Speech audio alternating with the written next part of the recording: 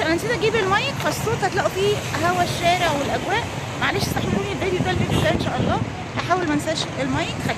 السلام عليكم، مساء الخيرات والبركات عليكم جميعا. احنا النهارده فين يا اسكندرانيه؟ زي ما احنا شايفين كده 45 البوليفاج، وطقس بارد على اسكندريه. الحقيقه من امبارح انخفضت الحراره انخفاض ملحوظ، ومع حركه رياح زي ما احنا عارفين. تمام. هنتكلم النهارده عن موعد نوة قاسم ان شاء الله. تعالوا بينا نعدوا بقى ايه ناحيه البحر ونتكلم واحنا بنتمشوا على البحر. الفيديو تصوير اليوم 30 ديسمبر، الساعه دلوقتي 3:30 و5 عصرا. هنزلوا نفق البوليفاج ونعدي الناحيه الثانيه. خليكم معانا، جمال الاجواء. طاير يا هوا، طاير على المينا ومطيرنا. الحقيقه الرياح كانت شديده طول الليل، والله احنا كنا بندعي دعاء الرياح، لان احنا عارفين فاكرين 31 مايو لو انتوا فاكرينه طبعا ايه اللي حصل بعد الرياح الشديده اللي هبت فجأة على اسكندريه في عز الصيف. وليكن خلينا نعدي ونشوف اخر الاجواء ونتكلم عن موعد نوة قاسم ان شاء الله رب العالمين. طبعا احنا حتى الان 30 ديسمبر مفيش يعني نوة شديده بالمعنى الحرفي جت في اسكندريه. يعني كان يبقى شتاء، شويه رياح يوم وخلاص تعدي، بس احنا خلاص داخلين على مرحله الجد. مرحله الجد يعني ايه؟ يعني النوات الحقيقيه مع بدايه ديسمبر ان شاء الله رب العالمين. نفق البوليفاج كما لم تشهدوا من قبل. احنا فاكرين كان في الصيف بيبقى عامل ازاي؟ طبعا صورته لكم قبل كده. النفق اللي بيطلعك علينا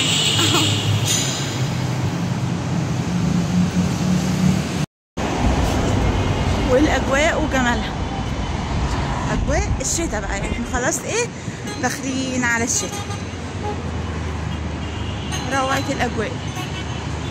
برضو في ناس في المية، مفيش فاهم بس اهو في ناس في المية. الجو بالنهار دلوقتي غير امبارح بالليل تماما. امبارح بالليل كان رياح شديدة، انخفاض ملحوظ في درجة الحرارة، ساقعة يعني ساقعة لسعت ساقعة فعلا. تمام. طبعا احنا داخلين على اشد نوة من نوات الشتاء وهي نوة قاسم. طبعا الاول نعرف يعني ايه كلمة نوة. تعالوا كده نتمشوا لحد شاطئ ميامي ونتكلم ونعرف يعني ايه كلمة نوة. نوة هي ظاهرة مناخية. يبقى مبدئيا كده عشان اللي بيقولوا حرام ان احنا ننسب المطر للنوة، تمام، لكن المطر منسوب لله سبحانه وتعالى.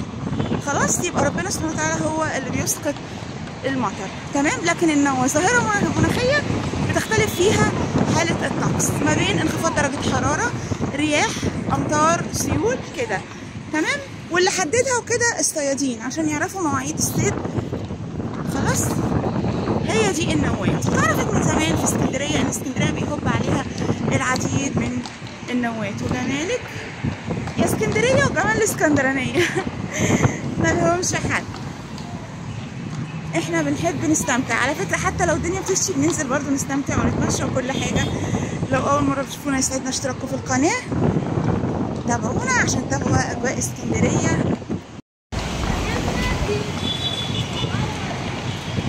طبعا البحر عادي، ارتفاع البحر النهارده من 2 ل 2.5 متر، ولكن هنا طبعا زي ما احنا عارفين شرق اسكندريه مناطق امان البحر بيبقى فيها مهما ارتفع. غرب اسكندريه البحر في شرق اسكندريه بيبقى حاجه تانية. لكن لو رحتوا اي مكان مفتوح زي ما بقول لكم على طول، غرب اسكندريه العجمي، 6 اكتوبر، البيطاشي، الهانوفيل، مش هنروح بعيد قوي، برضو الشاطبي، سبورتنج، كليوباترا، كل الشواطئ دي المفتوحه هتلاقوا البحر فيها عادي.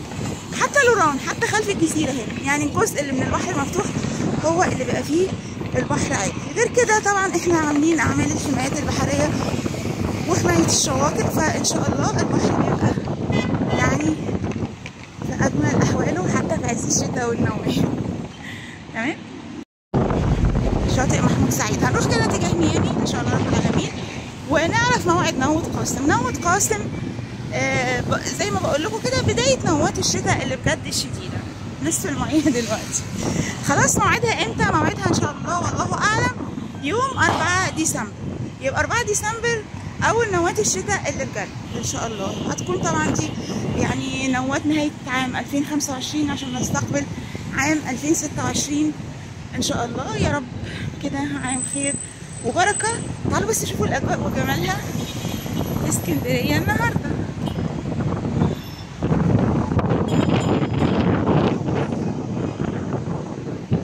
باب الجمال اسكندريه، بوابه الجمال في مصر بجد. ممكن تلاقوا اماكن اجمل شكلا، لكن روحا بحر هوا اسكندريه مفيش والله زي كده. شوارعها كل حته فيها بجد. يرجع مرجوعنا تاني لموضوعنا.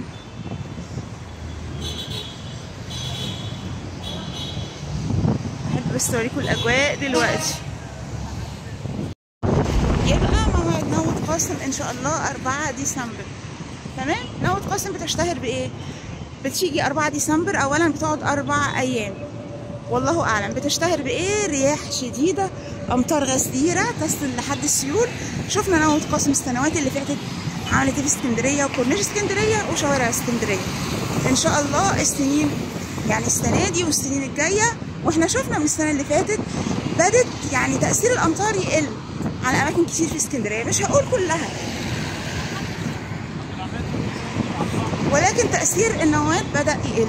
ليه؟ لان احنا بالفعل في اسكندريه بدانا في عمل بنيه تحتيه جديده، خط الصرف مياه امطار. احنا فاكرين البحر الشاطئ كان بيبقى عايم عامل ازاي عند المجمع، الحتت دي كلها لحد كيلوباترا. طبعا عملنا خط الصرف مياه الامطار على مراحل، بالاضافه جنبا الى جنب رص بقى الشوارع الداخليه وعمل صرف صحي. يعني احنا الحقيقه شغالين في البنيه التحتيه في اسكندريه. الحمد لله رب العالمين. تمام.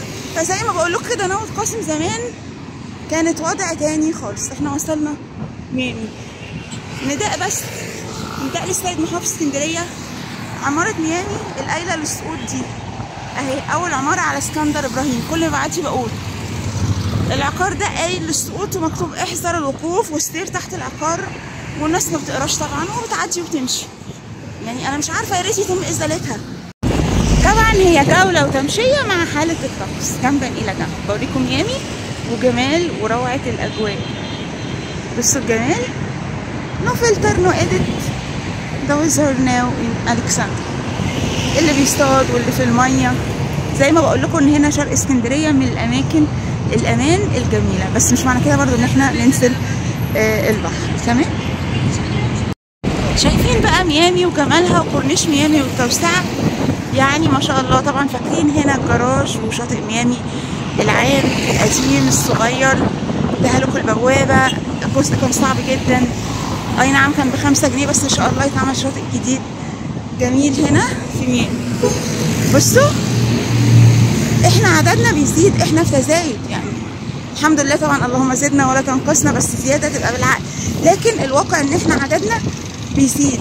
لازم نوسع الطرق، لازم نوسع شبكه الطرق، لازم نطور الطرق. كل ده طبعا هنروح فين؟ هنروح فين؟ يعني عشان حتى المشوار اللي بنقعد فيه ساعه نقعد فيه نص ساعه، مش هنقضي نص حياتنا في المواصلات والمشاوير، يعني في المواصلات.